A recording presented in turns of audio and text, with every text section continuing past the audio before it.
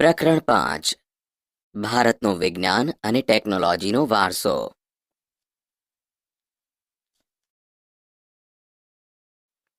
પ્રસ્તાવના. વિજ્ઞાન અને ટેકનોલોજી ક્ષેત્રે જે સંશોધનો થયા તેમણે વિશ્વના દેશોને નજીક લાવી દીધા છે. દેશ દેશ વચ્ચેના આંતરવ્યવહારને સરળ બનાવ્યો છે. વિશ્વના તમામ દેશો વચ્ચે સહયોગ વધ્યો છે. નવો અભિગમ ઉદ્ભવ્યો છે. રાષ્ટ્રો વિશ્વ શાંતિ અને સહ અસ્તિત્વ તરફ અભિમુખ થયા છે. વિજ્ઞાન એટલે વ્યવસ્થિત જ્ઞાન. ટેકનોલોજી એટલે વિજ્ઞાનની વ્યાવહારિક ઉપયોગિતા. વિજ્ઞાન અને ટેકનોલોજી બંને શબ્દો ભિન્ન હોવા છતાં જોડાઈ ગયા છે. પ્રાચીન ભારતનો વિજ્ઞાનના ક્ષેત્રે વારસો. આપણા પ્રાચીન ભારતના મહાન ઋષિઓએ વિજ્ઞાનના ક્ષેત્રે અમૂલ્ય વારસો વિશ્વને આપ્યો છે.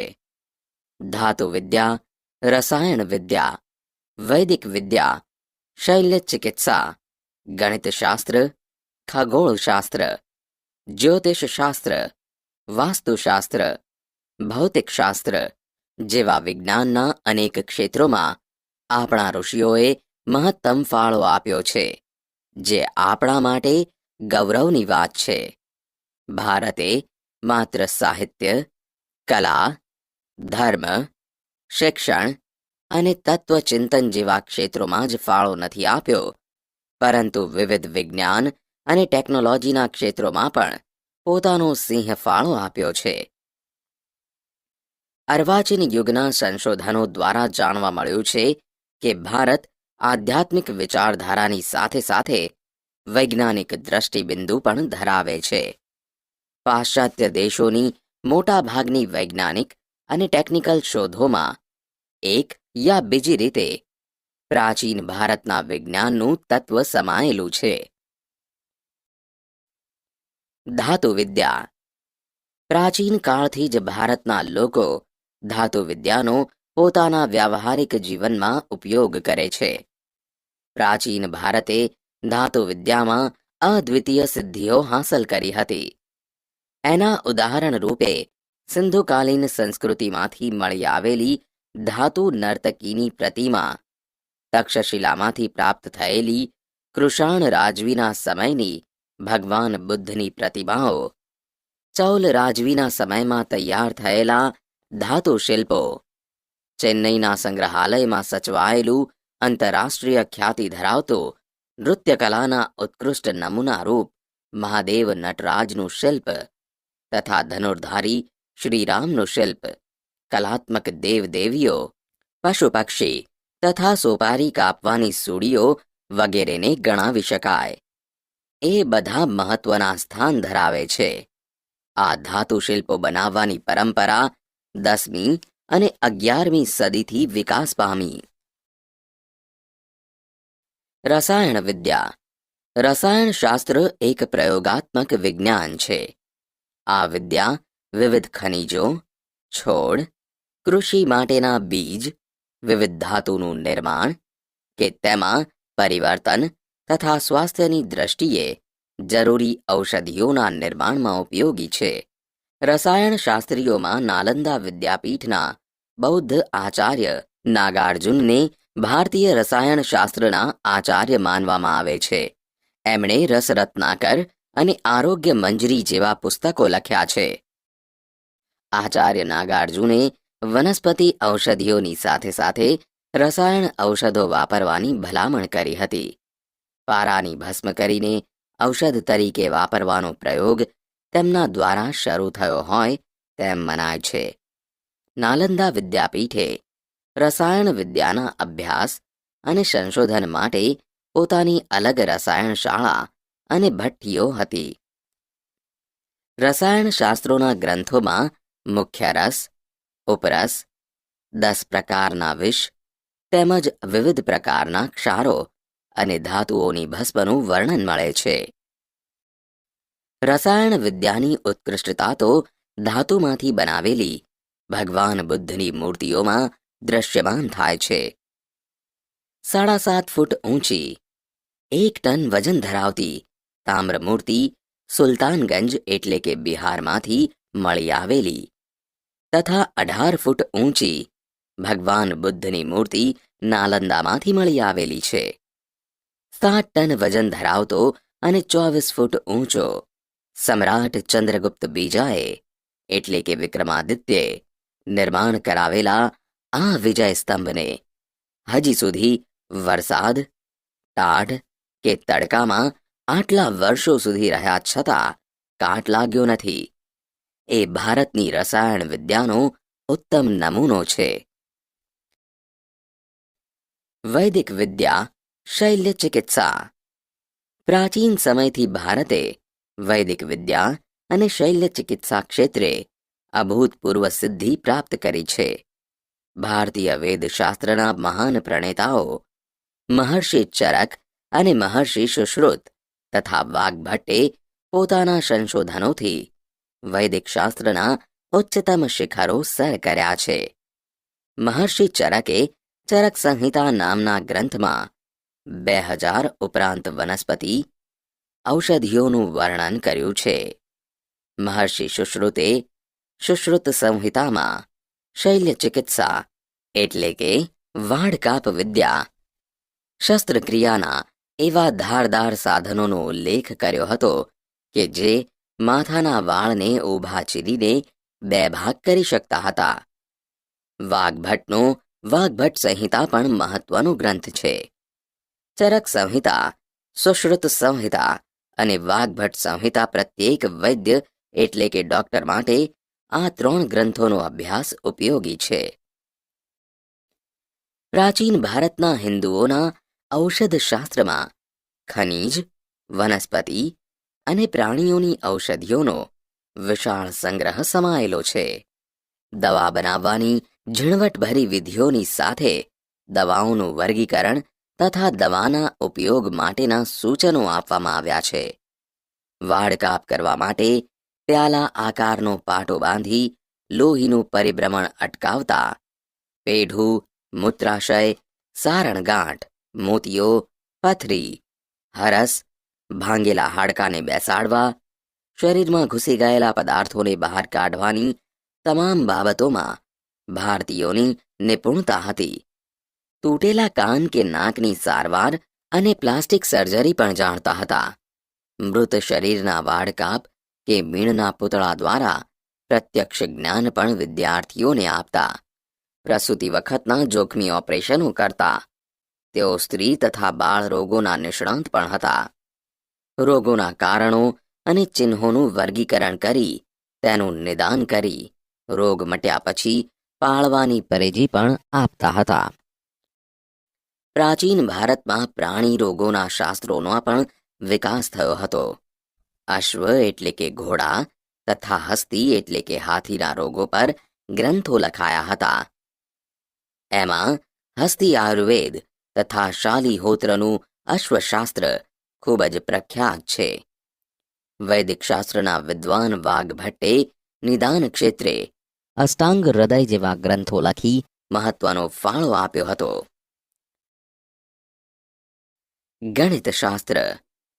જે ગણિતથી આખી દુનિયાનો વ્યવહાર ચાલે છે તે ગણિતશાસ્ત્ર ક્ષેત્રે અગત્યની શોધો ભારતમાં થયેલી ગણવામાં આવે છે.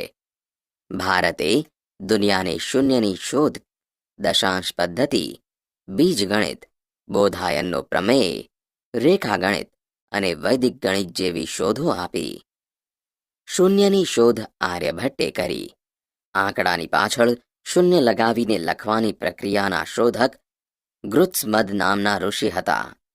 પ્રાચીન ભારતના ગણિતજ્ઞોએ એકની પાછળ 53 શૂન્ય મૂકવાથી બનતી સંખ્યાઓના નામ નિર્ધારિત કર્યા છે. મોહેન્જો-દડો અને હડપ્પાના અવશેષોના માપવાના અને તોલવાના સાધનોમાં દશાંશ પદ્ધતિ જોવા મળી છે. એની ઓળખ પ્રાચીન સમયમાં મેઘાતિથિએ આપી. ભાસ્કરાચાર્યે ઈસવીસન 1150માં લીલાવતી ગણિત અને બીજગણિત નામના ગ્રંથો લખ્યા. તેમણે સરવાળા તથા બાદબાકીનું પણ સંશોધન કર્યું હતું. બ્રહ્મગુપ્તે સમીકરણના પ્રકાર બતાવ્યા હતા. બોધાયન પ્રમેય એટલે કે ત્રિકોણમિતિ, આપસ્તંભે શુલ્વ સૂત્રોમાં એટલે કે ઈસવીસન 800 પૂર્વે વિવિધ વૈદિક યજ્ઞો માટે જરૂરી વિવિધ વેદીઓના પ્રમાણ નિશ્ચિત કર્યા છે. એમાં પણ આ સિદ્ધાંતનું વિશ્લેષણ છે. આર્યભટ્ટના આર્યભટ્ટિયમ ગ્રંથમાં પાઈની કિંમત 22 સપ્તાંશ એટલે કે 3.14 જેટલી થાય છે. તેનો ઉલ્લેખ છે. તેમણે પ્રતિપાદિત કર્યું છે કે ગોલકના પરિઘ અને વ્યાસના ગુણોત્તરને દર્શાવતો અચળાંક પાઈ છે. ભાગાકારની આધુનિક પદ્ધતિ, ગુણાકાર, સરવાળા, બાદબાકી, વર્ગમૂળ, ઘનમૂળ આદિ અષ્ટાંગ પદ્ધતિની જાણકારી આર્યભટ્ટે તેમના ગ્રંથોમાં આપી છે. તેથી આર્યભટ્ટને ગણિતશાસ્ત્રના પિતા તરીકે ઓળખવામાં આવે છે. આ ઉપરાંત તેમણે દશગીતિકા, આર્યભટ્ટિયમ જેવા ગ્રંથ લખ્યા હતા. આર્ય સિદ્ધાંતમાં જ્યોતિષશાસ્ત્રના મૂળ સિદ્ધાંતોનું સંક્ષેપમાં વર્ણન આપેલું છે. ગણિત, અંકગણિત અને રેખાગણિતના મૂળભૂત પ્રશ્નોનું સમાધાન શોધ્યું હતું. આ ઉપરાંત ગણિતશાસ્ત્રમાં જુદા જુદા પાસાઓની ચર્ચા અનેક વિદ્વાનોએ પોતપોતાના ગ્રંથોમાં કરી. તેમાં બોધાયન આપસ્તંભ અને કાત્યાયન, ભાસ્કરાચાર્ય, બ્રહ્મગુપ્ત વગેરેનો સમાવેશ કરી શકાય. અન્ય વિજ્ઞાનો. પ્રાચીન ભારતમાં જુદા જુદા વિજ્ઞાન વિષયક ગ્રંથોનું નિર્માણ થયું. અન્ય વિજ્ઞાનો. ક્રમ. વિજ્ઞાન આધારિત શાસ્ત્રોના નામ. કર્તા. 1. પ્રજનન શાસ્ત્ર, બ્રાભ્રવ્ય પાંચાલ. 2. ચિકિત્સા સંગ્રહ, ચક્રપાણી દત્ત. 3. કામસૂત્ર, વાત્સાયન. 4. વૃક્ષ આયુર્વેદ, મહામુનિ પારાશર. 5. યોગશાસ્ત્ર, મહામુનિ પતંજલિ. 6. યંત્ર સર્વસ્વ, મહર્ષિ ભારદ્વાજ. 7. કાલગણના, શકમુનિ. ખગોળશાસ્ત્ર અને જ્યોતિષશાસ્ત્ર. શાસ્ત્રોમાં ખગોળશાસ્ત્ર સૌથી પ્રાચીન છે. ખગોળશાસ્ત્રને લગતા ઘણા ગ્રંથો ભારતમાં લખાયેલા છે. આ બધા જ ગ્રંથોનો પ્રાચીન વિદ્યાપીઠોમાં વ્યવસ્થિત અને ઊંડો અભ્યાસ કરાવવામાં આવતો હતો. ગ્રહો અને તેમની ગતિ, નક્ષત્રો તથા અન્ય આકાશી પદાર્થો વગેરે ઉપરથી ગણતરી કરીને ખગોળ અને જ્યોતિષશાસ્ત્રનો સારો વિકાસ થયો હતો. ખાસ કરીને ગ્રહો ઉપરથી ફળ પ્રમાણે જ્યોતિષ ફલિત કરવામાં આવતું. જેમના નામ પરથી ભારતના પ્રથમ ઉપગ્રહનું નામ આર્યભટ્ટ રાખવામાં આવ્યું. તે આર્યભટ્ટનું ખગોળ વિજ્ઞાન ક્ષેત્રે મહત્વનું યોગદાન છે. તેમણે પૃથ્વી પોતાની ધરી પર ફરે છે તથા ચંદ્રગ્રહણનું સાચું કારણ પૃથ્વીનો પડછાયો છે તેમ સાબિત કર્યું હતું. જેને વિદ્વાનો અજરભર નામથી સંબોધતા હતા. એ જ રીતે બ્રહ્મગુપ્તે બ્રહ્મ સિદ્ધાંત ગ્રંથમાં ગુરુત્વાકર્ષણના નિયમોને પણ ઉલ્લેખિત કર્યા છે.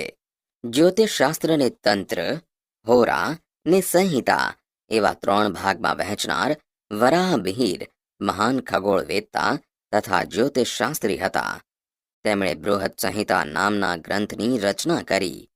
જેમાં આકાશી ગ્રહોની માનવીના ભવિષ્ય પર થતી અસરો, મનુષ્યોના લક્ષણો, પ્રાણીઓના વર્ગો, લગ્ન સમય, તળાવો, કુવાઓ, બગીચા, ખેતરોમાં વાવણી વગેરે પ્રસંગોના શુભ મુહૂર્તોની માહિતી દર્શાવી છે. આપણને ગર્વ થવો જોઈએ કે આપણા પૂર્વજો વિવિધ વિદ્યામાં કેવી નિપુણતા ધરાવતા હતા. વાસ્તુશાસ્ત્ર. પ્રાચીન ભારતનું વાસ્તુશાસ્ત્ર ક્ષેત્રે મહત્વનું પ્રદાન છે. વાસ્તુશાસ્ત્ર એ જ્યોતિષશાસ્ત્રનું અવિભાજ્ય અંગ છે. જેની ગણના, મહત્તા અને પ્રશંસા વિશ્વના અનેક દેશોમાં પણ સ્વીકૃત થઈ રહી છે. પ્રાચીન ભારતમાં બ્રહ્મા, નારદ, બૃહસ્પતિ, ભૃગુ, વશિષ્ઠ, વિશ્વકર્મા જેવા વિદ્વાનોનું વાસ્તુશાસ્ત્રમાં અનોખું પ્રદાન છે. વાસ્તુશાસ્ત્રમાં રહેવાની જગ્યા, મંદિર, મહેલ, અશ્વશાળા, કિલ્લા, શસ્ત્રાગાર, નગર વગેરેની રચના કેવી રીતે કરવી, કઈ દિશામાં કરવી તે દર્શાવેલું હોય છે. બૃહદ સંહિતામાં વાસ્તુશાસ્ત્રનો ઉલ્લેખ જોવા મળે છે. 15મી સદીમાં મેવાડના રાણા કુંભાએ અગાઉના પ્રકાશનોમાં સુધારા વધારા કરાવી વાસ્તુશાસ્ત્રનો પુનરુદ્ધાર કરાવ્યો હતો. વાસ્તુશાસ્ત્રને 8 ભાગમાં વહેંચનાર દેવોના પ્રથમ સ્થપતિ વિશ્વકર્માને માનવામાં આવે છે. વાસ્તુશાસ્ત્રમાં જગ્યાની પસંદગી, વિવિધ આકારો, રચના, કદ, વસ્તુઓની ગોઠવણી, દેવ મંદિર, બ્રહ્મસ્થાન, ભોજન કક્ષ, શયનખંડ આદિ વિવિધ સ્થાનોની માહિતી આપવામાં આવી હોય છે. વાસ્તુશાસ્ત્રના દ્રષ્ટિબિંદુમાં હવે પરિવર્તન આવ્યું છે, જ્યારે તેને હવે વિદેશોમાં પણ સ્વીકૃતિ મળી રહી છે. પ્રાચીન ભારતના વિજ્ઞાનનું જ્ઞાન વિશ્વમાં સ્વીકાર્ય થયું છે. આપણા ભારતની સંસ્કૃતિ વિશાળ અને વૈવિધ્યસભર છે. તેમાં ધર્મ અને વિજ્ઞાન, પરંપરાગત આદર્શો, વ્યાવહારિક જ્ઞાન અને સમજણનો સુભગ સમન્વય થયો છે, જે વિશ્વના બહુ ઓછા દેશમાં છે. આપણી સંસ્કૃતિમાં સહિષ્ણુતા અને સમાનતા જોવા મળે છે. અહીં દરેક વ્યક્તિના ધર્મ, જીવન પદ્ધતિ તથા મૂલ્યોમાં વૈવિધ્ય હોવા છતાં આપણા દેશમાં એકતાના દર્શન થાય છે. વિવિધતામાં એકતા એ ભારતીય સંસ્કૃતિનું મૂળભૂત લક્ષણ છે, એ ભૂલાવું ન જોઈએ.